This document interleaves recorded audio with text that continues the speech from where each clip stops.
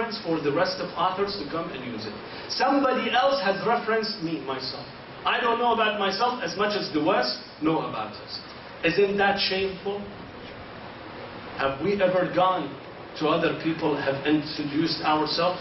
Tomorrow on the day of judgment, Allah subhanahu wa ta'ala telling you, come. Your neighbor was John, and your neighbor was Stephen, and your neighbor was whatever. Have you ever went and talked to them about Islam? Have you introduced yourself to them? Have you ever heard what they do? Or you just among yourselves serve your own community, only come to the center and eat chilo kebab and qurma sabzi and enjoy it and say salawat, listen to certain speeches that you have overheard them so many times, and going home happy? Is that it? What about your neighbors? What is my responsibility toward my neighbors? Have I introduced Islam to them? Have I sit with them and talked to them? This is a responsibility, brothers and sisters. While Allah subhanahu wa ta'ala is telling us, لِتَعَارَفُوا جَعَلْنَاكُمْ شُعُوبًا وَقَبَائِلًا لِتَعَارَفُوا. Go find out. Ask. Ask other people, find out. And fortunately, brothers and sisters, we have developed into two extreme groups.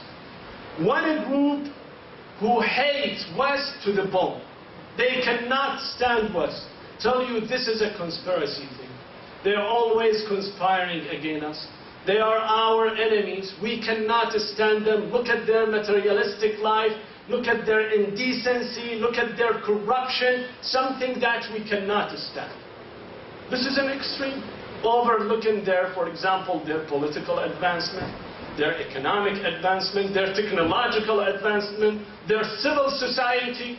Here, open the door, open your window and leave. Come back. What do you see? Can you do this one at our own country, for example, in your hometown? The other day, I was in a place I'm not going to mention, in my uncle's home. We got up in the morning, we didn't see any of our shoes. The shoes were all gone. Somebody has come outside, he couldn't find anything. He found the shoes, took the shoes and gone. Isn't that ridiculous, the ridiculous of brothers and sisters? Shouldn't we learn the civil society from them? How they deal with people, how they deal with their customers. Today my speech was about customer relationship. The political figure, the prime minister, the official always consider the people as his customers. Therefore he always has to satisfy them.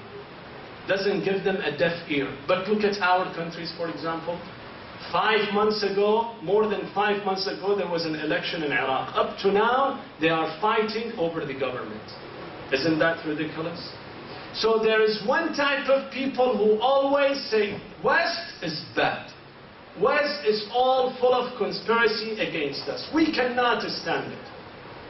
Just the opposite, there are people who copycat from the West everything. Everything.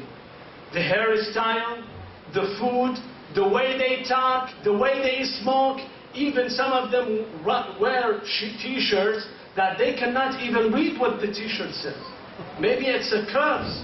Completely copycatted. Whatever they say ah, we say ah. They say oh, we say oh. Without even thinking. Without even knowing what they are saying. There's an interesting story. They say there was a guy, there were two guys. They went to travel to an Arab country. The first guy was from Egypt. And his name was Qasim. So he enters his neighboring Arab country. At the border, the officer asked him, what is your name? He says, my name is Qasim. The Egyptians, they cannot pronounce Qah. And instead of saying Qasim, they say Qasim. The other guy, of course, the one behind him, his name was Ahmed. So when Qasim told the officer, my name is Qasim, the officer got very mad and starts screaming at him. Told him, how come you cannot pronounce your name well? You are supposed to say Qasim, Qah. Okay, sorry. Forgive me. Can you stamp my passport? He stamped his passport and go. The second guy's name, Ahmed. He came, the guy asked him, what is your name? He figured, if he say Ahmed, again he will get in trouble. He said, my name is Ahmed. Without thinking 1 second that his name is true. Sometimes, unfortunately, brothers and sisters, our path is the truth. But since this is a Western thing, we love to imitate them. We love to follow them blindly, not knowing where they are going. Unfortunately, we are caught between those two groups.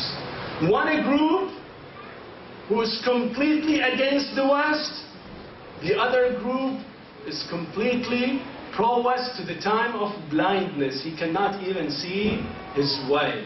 Allah subhanahu wa ta'ala is telling you, open your mind.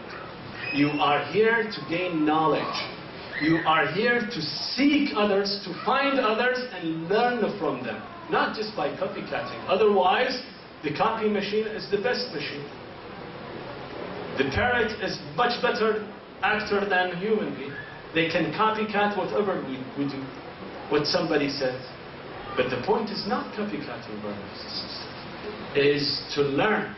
Is to go outside and get to know each other. The other day, Brother Abu Zainab told us, here in this community, unfortunately, we have brothers and sisters that they do not even see each other. Do not even care about each other. Do not even talk about each other. And many of them have problems among themselves. Either financial problems, some fighting, even some fighting, they took it back from where we were, in the same cemetery that we were, they brought it here in this country, and again fighting over and over for something that has passed so many years. The Imams alayhim salam, Rasulullah sallallahu alayhi wa alayhi, tells whoever misses his brother more than 3 days, he should not consider himself a Muslim. If you miss your brother, if you do not ask your brother, you see it every day in the community and all of a sudden you do not see him. If you do not ask about him for 3 days, you are considered to be non-Muslim. This is how much emphasis that Rasulullah sallallahu alayhi wa alayhi and the Imams have put that we get to know each other, to forgive each other, to deal with each other in a nice, humane way. Not with injustice, not just to cheat each other or to take money from each other. This is what I said in the Friday prayers. I said that here you see many companies with their logos says that since 1850 or since 1930. What does that tell you? Tell you that we are so respectable that we have gained the support and the trust of our customers. We have built a good relationship between customers that those customers stay loyal to us.